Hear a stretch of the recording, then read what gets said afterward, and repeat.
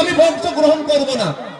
নওশাদ সিদ্দিকী বা আইএসএফ যদি ভোটাভুটিতে অংশগ্রহণ না করে এটা কি ইম্প্যাক্ট পড়বে সেভাবে? কারণ এই 50, 60টা, 70টা, 80টা সিটে কন্টেস্ট করবে এবারে হয়তো। আর যদি তৃণমূল কংগ্রেস বলে যে যতক্ষণ না সমস্যার সমাধান হচ্ছে ভোট বয়কট করব, সুপ্রিম কোর্ট পর্যন্ত লড়ে বসবে না ভাই? কি বলছি বুঝতে পারছেন? একটু বোঝার চেষ্টা করো।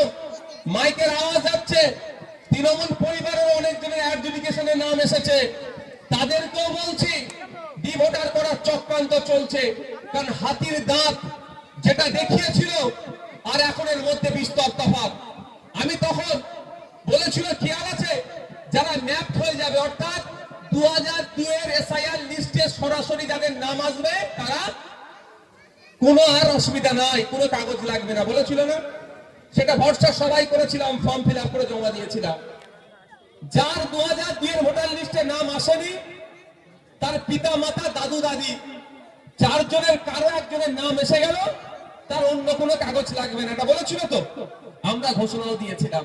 কিন্তু এখন দেখছি যত দিন যাচ্ছে নতুন নতুন আইনের ফাঁকড়া বার করছে। এই লজিক্যাল ডিসক্রিপেন্সি, এই মুহূর্তে 12টা রাজ্যে এসআইআর হয়েছে, কোন রাজ্যে লজিক্যাল ডিসক্রিপেন্সির নাম নাই, কোন রাজ্যে অ্যাডজুডিকেশনের নাম নাই। তাহলে পশ্চিমবাংলায় নতুন নতুন ফ্যাকড়া বার করছে পশ্চিমবাংলার মানুষকে হয়রানি করার জন্য। আর হয়রানির হাত থেকে মুক্তি দেওয়ার দায়িত্ব কার? রাজ্য সরকারের। তাই এই মুহূর্তে রাজ্য সরকার যদি সত্যিকারের অর্থে ভোটারদের পাশে থাকে তাহলে ঘোষণা দেওয়া দরকার, যতদিন না পর্যন্ত এ সমস্যার সমাধান হচ্ছে ভোটাভুটিতে অংশগ্রহণ করব না। যদি মমতা ব্যানার্জি এই ঘোষণা দেয়, মমতা ব্যানার্জির পাশে কেউ থাকুক আর নাই থাকুক, নওশাদ সিদ্দিকী বাংলার জনগণের স্বার্থে মমতা ব্যানার্জির পাশে দাঁড়াবে। এই জন্য আমি ভোটারদের কথা ভাবি, আমি আমার নিজস্বতা ক্ষমতার কথা ভাবি না।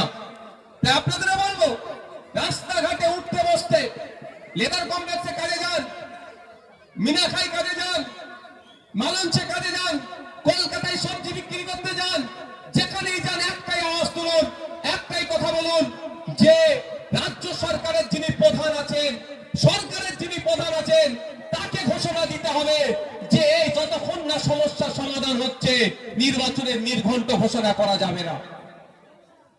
তাহলে তো দুধকে দুধ পানিকে পানি হবে ভাই। তাহলে যদি ওটা উনি ঘোষণাই করে দেন তাহলে আর ভয় দেখিয়ে ভোটটা কিভাবে নেবে? ভোট ধরা কর, এসআইআরটা ভোট ধরা কর। আমার পুরাতন রেকর্ড আপনারা বার করে দেখতে পারেন। আমার ইউটিউবে যারা লাইভ দেয় পুরাতন রেকর্ড বার করে দেখতে পারেন। 2 মাসের আগে রেকর্ড দেখুন। বলেছিলাম এনআরসি সিএ যেমন ভোট ধরা কর, এসআইআরও ভোট ধরা কর, বলেছিলাম তো। আর আজকে প্রমাণ হচ্ছে তো। আর দেখেন এইবারে নির্বাচনের বৈতরণী এটাকে পার করবে। তৃণমূলের দুর্নীতি, তৃণমূলের চুরি, তৃণমূলের অন্যায়, আনিসকে খুন, তিলোত্তমাকে খুন, তামান্নাকে খুন, সব ভুলে যাবে। হসপিটালে গেলে ডক্টর নাই, ঔষধ নাই, সব ভুলিয়ে দেওয়া হবে। শুধুমাত্র মাথায় ঢুকিয়ে দেওয়া হবে তৃণমূলকে যা জিতাতে পারলে সবার ভোটার লিস্ট থেকে নাম কেটে যাবে।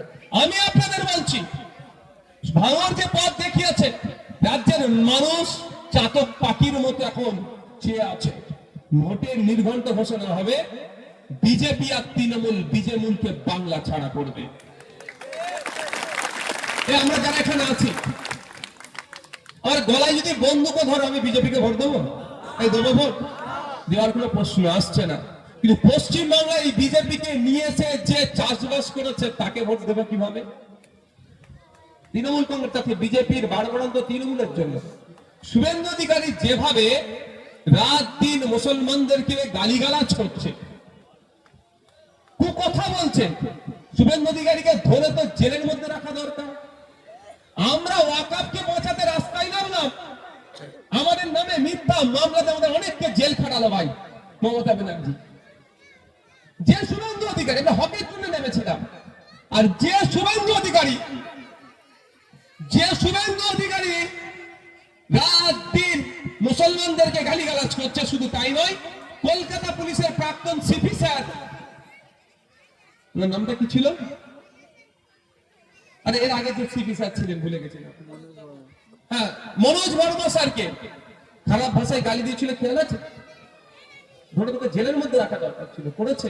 করবে না। কারণ শুভেন্দু অধিকারীকে যদি ধরে জেলের মধ্যে রেখে দেয়, আপনাকে ভয়টা দেখা দেখে, আর আপনাকে ভয়টা না দেখালে মমতা ব্যানার্জির পকেটে ঢুকে থাকবে কি? এটা পুরো প্ল্যান মাফিক চলছে। এখন প্রশ্ন হচ্ছে এর থেকে উতরাবো কি করে সমস্যা থেকে, তাই না? সমস্যা থেকে উতরাবো কি? সব থেকে বেশি গাড্ডা এই মুহূর্তে যিনি ফেলেছেন আমাদেরকে, তার নাম হচ্ছে মমতা ব্যানার্জি। আমি প্রমাণ দিয়ে দেবো, প্রমাণ দিয়ে দেবো। চোরে সারদার হাত থেকে বাঁচার জন্য কপিল সিব্বালজি অ্যাডভোকেট সুপ্রিম কোর্টে, ভালো করে বোঝার চেষ্টা করুন। এই চোরেদেরকে বাঁচানোর জন্য অভিষেক মানুষের নিজের মতো বড় বড় অ্যাডভোকেটকে দাঁড় করাচ্ছে চোরেদেরকে বাঁচানোর জন্য। আর যেখানে পশ্চিমবাংলার 7 কোটির বেশি ভোটার, 10.5 কোটি মানুষের চিন্তা, সেই সময় আমি কোন উকিলকে খারাপ বলবো না, কিন্তু অভিষেক মানুষের বা কপিল সিব্বালজিদের মতো সিরিয়াল মোস্ট অ্যাডভোকেটদেরকে দাঁড় করাচ্ছে না। দেখুন এর